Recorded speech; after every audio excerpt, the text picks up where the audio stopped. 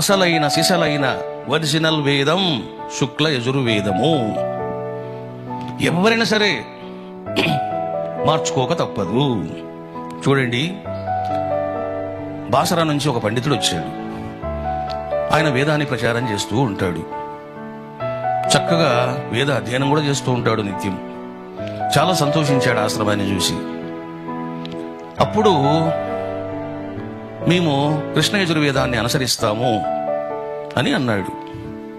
నేను చెప్పానప్పుడు, బాబు, శుక్ల యజుర్వేదం ఇప్పుడు మీకు లభించింది కదా, ఎందుకు మీరు మళ్ళీ ఇంకా ఆ వేదాన్ని పట్టుకున్నారు అన్నాను. నేను చెప్పింది సత్యమా కాదా అన్నాను. సత్యమే స్వామి అన్నాడు.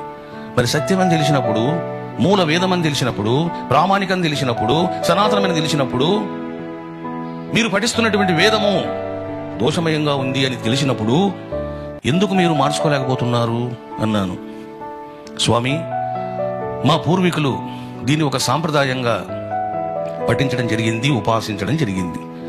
మేము కూడా ఆ సాంప్రదాయంలోనే వెళ్తూ ఉన్నాము అన్నాడు. చూశారా, నీకు సనాతన ధర్మం ప్రధానమా, సాంప్రదాయం ప్రధానమా? సనాతన ధర్మమే ప్రధానము.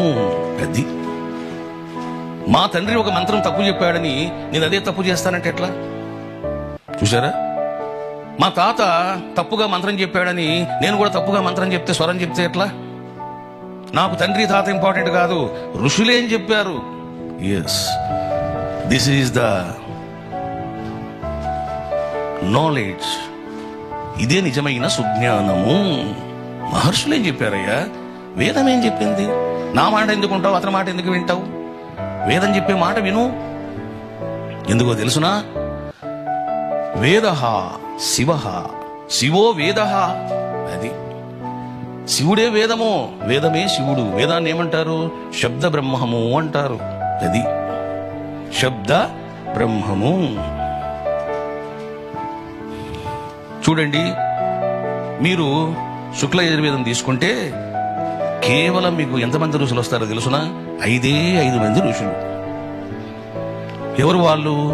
పరమేష్టి మహర్షి, కుత్స మహర్షి, బృహస్పతి మహర్షి, ప్రజాపతి మహర్షి, దేవా మహర్షి. వీళ్ళే 5 మంది.